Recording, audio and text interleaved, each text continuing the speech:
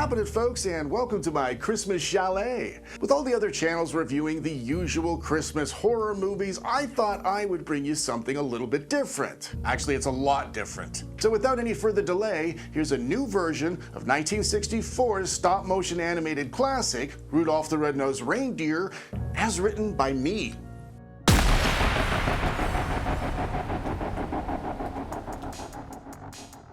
In an enchanted land far beyond the sun's warm fingertips, where winter's embrace lingers eternal, lies a crystalline kingdom of Christmas isolation and pure joy. Here, beneath the aurora's mesmerizing spectral dance, dwells a young Rudolph. But as we're about to learn, his world, a beautiful mirage of glistening ice and candy canes and angel bells, was not as it appeared from outside the snow globe. Beneath the bright fireplace sparkling of his ruby red nose, ominous shadows stretched long and foreboding, like harbingers of a tale spun from threads of the darkest dreams imaginable. Born to wildly progressive liberal parents, caught in a dense web of their own self-imposed anxieties and fears, Rudolph's young mind proved the perfect fertile ground for his parents' psychological seeds of terror to take root and germinate. In his early years, Rudolph's bedtime stories obliterated the lines between fawns and does and warned him of invincible white colonial monsters lurking behind every beautiful snowdrift. Before Rudolph was even old enough to venture outside their dimly lit Christmas cave, he knew full well the entire world outside was to be feared and suspected, and he took great comfort in this knowledge because it was all that he had. As living things usually do, Rudolph eventually grew up, plump and satiated on a steady diet of gingerbread and dread and suspicion.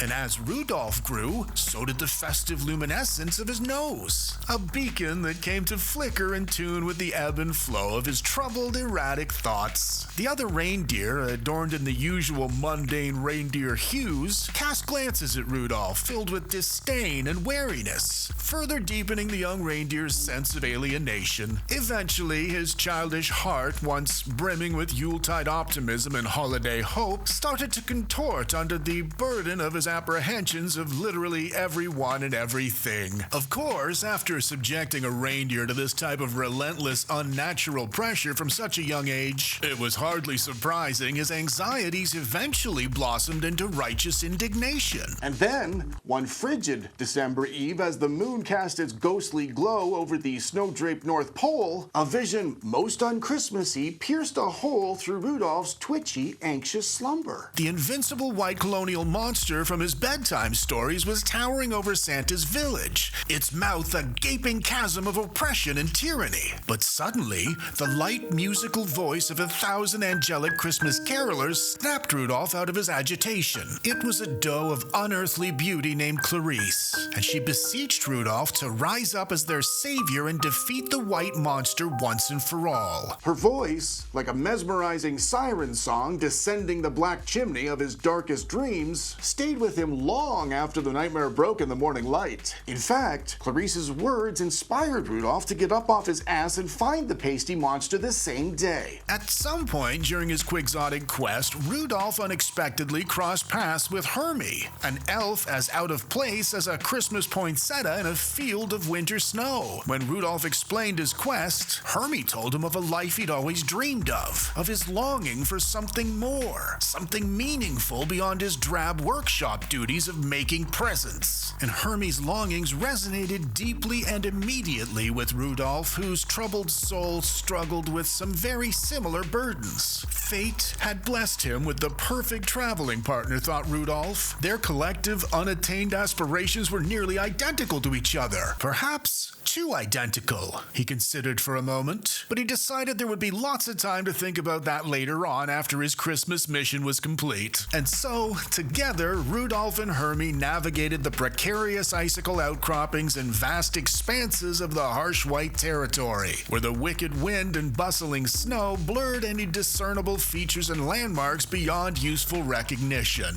It wasn't long before their paths crossed those of a bearded spectral figure and some highly articulate toys. They were all aware of the dangerous ivory creature Rudolph pursued. And each of these new characters, although friendly to the point of oversharing, also shared Rudolph's dread and worry about mostly everything, really. And for Rudolph, who was accustomed to social exchanges of a far less agreeable tone, the Christmas camaraderie proved delightful. However, even at the peak of their boyish banter and youthful roughhousing, Rudolph couldn't shake the feeling something was amiss. so he paused for a moment. And as Rudolph considered the situation, the likelihood of him meeting so many like-minded strangers on his dangerous quest through this desolate, unforgiving landscape, a sudden pain grew behind his eyes and shot down into his jaw. But as swiftly as it presented itself, the pain faded, like jingle bells on a sleigh speeding off to its next happy Christmas home.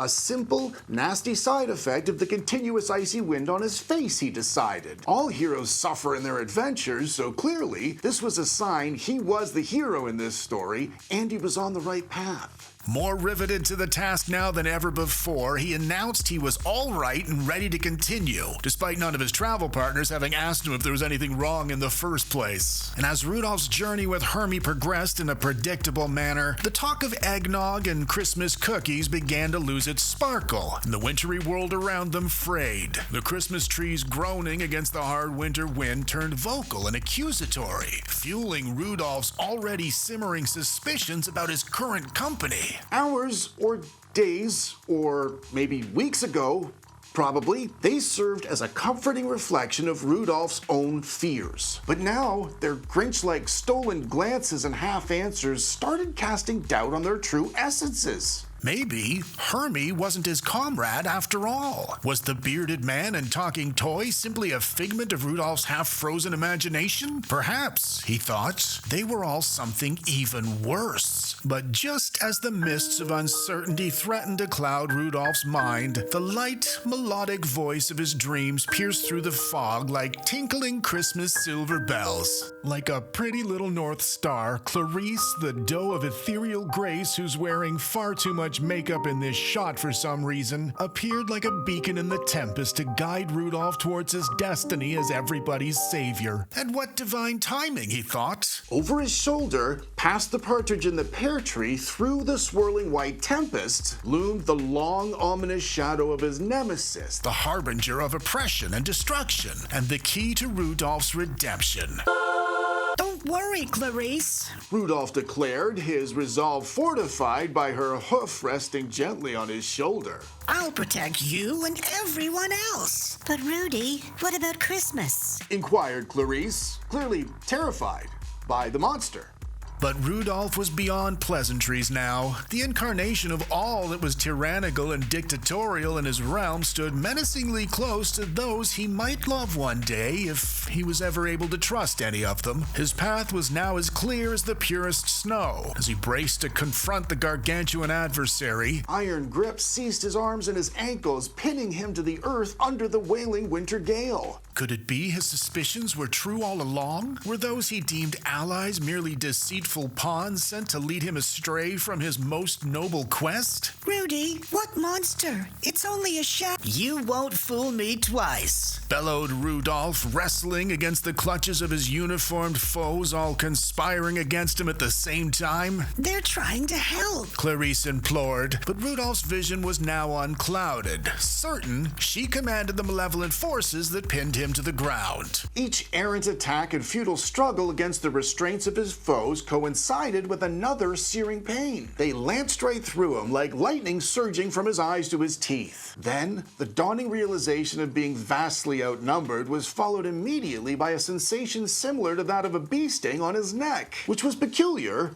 given there aren't any fucking bees in the North Pole. As exhaustion enveloped him, Clarice's pleading faded into the distance, her voice transforming from a harbinger of hope to a siren of doom. However, now resolute in his mind after the evening's festivities, Rudolph vowed to vanquish the abominable fiend at the next available opportunity. Then sometime later, or perhaps it was earlier, maybe, a final, brilliant epiphany struck Rudolph through the depths of his fog and despite despondency. He could barely believe it hadn't occurred to him before, but given the trials and tribulations of the last few days, he was quick to forgive himself. After all, it was Christmas. His plan, born of desperation and fury, was flawless. Confronting Clarice, the deceitful doe, would surely unveil the White Monster's plot, thus allowing Rudolph to dismantle the beast, saving the North Pole, and earning him the affections and acceptance of his parents and his peers. Well, the peers he trusted. Anyway. The plan was so perfect, in fact, he saw no reason not to enact it immediately. He called out to Clarice, suspecting she'd be watching him from somewhere nearby, and a moment later, she appeared at his side. His suspicions confirmed, he took a deep breath, steadied himself against the wind and the snow, and confronted the deceptive doe directly. It was fast and loud and surprisingly violent, and that excited Rudolph. So he confronted Clarice again, only faster this time with substantially more vigor. She offered no defense or denial to any of it. He knew it, he thought, a tacit admission of his newfound truth, and a clear sign that truth had been on his side the whole time. A moment later, and all went calm on this silent night. The next headaches came without any warning, and the accompanying blinding flashes of light revealed Rudolph to be standing in a sterile, white room, free of snow or anything he recognized beyond the small Christmas tree image on the window of a giant metal door. Beyond the room, through the open doorway, lay a shadowy pea-green hall stretched as far into the distance as his reindeer eyes could see. A sharp, musty odor filled his nostrils, and a far-off choir of screaming echoed a not very Christmassy carol into his suddenly sensitive ears.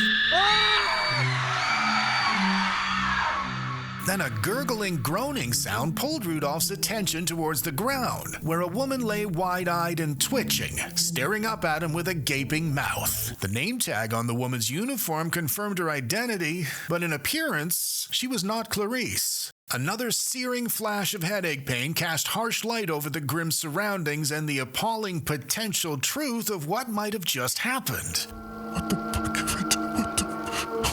What the fuck's happening? What's happening? Shaped more like the wife of Santa Claus himself, Rudolph stood over her, pondering as two very simple yet distinctly different possibilities presented themselves to him at the same time. In a moment of profound Christmas delusion and twisted conviction, he raised his front hoof up into the air and smiled before driving it down irrevocably into the middle of the face of whatever deceptive disguise Clarice was donning. The unexpected fleshy thud sound, combined with the bleak, featureless surroundings, unsettled him for a moment. After all, this was far removed from the heroic images he once envisioned for the inevitable battles of this adventure. And as Rudolph stood alone in the open doorway, images of this last deed reverberated through his head and out into the screaming down the halls. It was time to go, but he couldn't leave without taking a pretty Christmas souvenir. And then he spotted a diamond-shaped chunk of broken glass under the window, and it was exactly what he needed. As if by instinct, he seized the keys from the waist of Clarice's unmoving costume and ventured out into the empty corridors. Perhaps the rest of the henchmen were nestled into their Christmas beds, he thought. And as the keys jingle-jangled in his hoof, his thoughts turned to his erstwhile comrade Hermie. Maybe, he thought, forgiveness was in order. He was a wonderful traveling partner, and the journey to the ultimate final battle was bound to be an arduous and lonely one. And after figuring out which key fit the door, he pushed through it and abandoned the keys on the ground. The weather outside was frightful, he thought, and with each step forward, the glaring light and buzzing sound of a sign marked Marion Center Psychiatric Hospital, Utah, dimmed further behind him. There was no way of knowing where he was. Seeking the comfort of an ally he could no longer trust, he called out for Hermie in every possible direction, but he was met only with echoes of his own voice in the overwhelming silence of this strange new unexplored section of the North Pole. And as he sank deeper and deeper into the encompassing gloom of night, his headache lifted. While he was far from anything familiar or comforting, he smiled in spite of himself. Somehow, this fortunate, blessed man named Rudolph Nacarado knew things would be back to normal soon. All he had to do now was find the North Star and follow it home. I think you're gonna really like my friend Hermie. Oh, Christmas tree, oh, Christmas tree. Oh, Christmas tree, oh, Christmas tree. Oh, Christmas tree, oh, Christmas tree. Well, folks, that is it for this year. I am spending my holiday time off doing something I never thought I would ever do, never mind at Christmas time. It relates directly to my upcoming documentary, which you're going to have to watch if you want to find out what I was actually doing at 3:30 in the morning on December 25th, 2023. If you celebrate, whatever you celebrate, I wish you a very happy holiday period. I'd also like to thank you very much for watching the channel this year. We actually ticked past 1,200 subscribers officially this morning, which, you know, for bigger channels, it's laughable. But the thing with the bigger channels is they're all dicks. Very Christmassy, Johnny. I'll see you all next year. And until then, be happy and be safe. Until next time, folks.